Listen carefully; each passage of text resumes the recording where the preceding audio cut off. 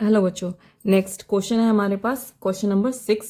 If angle B and angle A and angle B are acute angles such that cos A is equal to cos B, ये condition दे रखा है, then so that angle A and angle B क्या है, आपस में equal है। अब कैसे शो करेंगे कि इस कंडीशन को फॉलो करते हुए कैसे शो करेंगे कि एंगल ए जो है एंगल बी के इक्वल है।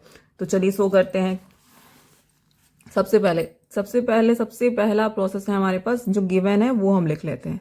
तो हमारे पास गिवन क्या है कि angle A and angle B जो है वो क्या है, एक्यूट एंगल्स हैं। ठीक है, एक्यूट एंगल्स हैं। और कंडीशन दे रखी है, एंड कंडीशन क्या दे रखी है कि cos A is equal to cos B है। अब एक सबसे पहले क्या करेंगे, एक स्ट्रक्चर बनाएंगे, कंस्ट्रक्शन कर लेते थोड़ा सा। तो एक हमने राइट एंगल ट्राइंगल बना लिया। ठीक है, अब इसको ए, ये हो गया हमारे पास बी, और ये सी।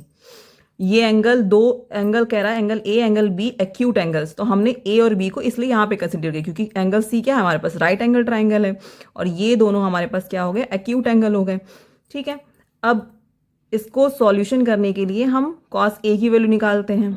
हमें क्या दिखाना, टू प्रूव करना है कि angle A is equal to angle B prove करना है। ठीक है, तो हम सबसे पहले कॉस ए को यूज करते हुए सॉल्व करते हैं। Cos A is equal to क्या हो जाएगा, हमारे पास क्या होता है, कॉस ए हमने बताया था कि perpendicular base perpendicular upon H H B. ठीक है, तो ये हो गया हमारा साइन, ये कॉस, और ये हो गया टेन। तो कॉस क्या है, बेस अपॉन हाइपोटेनियस। ठीक है, तो इस एंगल ए के अकॉर्डिंग हमारे पास क्या हो जाएगा, बेस क्या हो जाएगा हमारा, बेस ये हो जाएगा। ठीक है, ये हो जाएगा परपेंडिकुलर, एंगल के जस्ट सामने वाला क्या होता है, परपेंडिकुलर होता है, तो ये परपेंडिकुलर हो जाएगा ए के अकॉर्डिंग, और ये हो जाएगा हमारे पास base.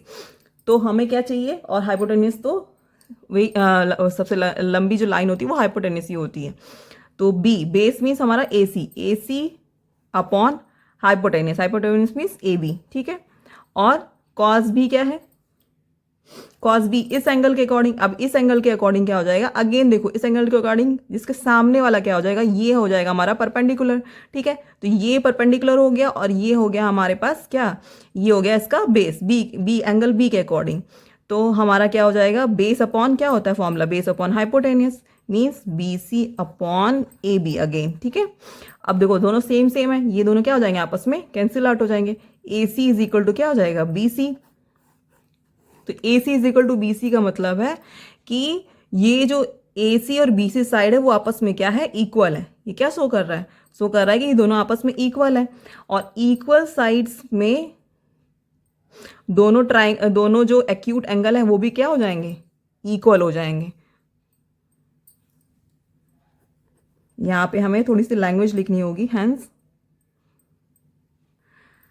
Therefore angle A is equal to angle B proved. Condition लिख दिया हमने, जब दो साइड्स आपस में ट्राइंगल में बराबर होती है तो उससे लगा हुआ एंगल भी क्या होता है, आपस में बराबर होता है। ये ट्रिग्नोमेट्री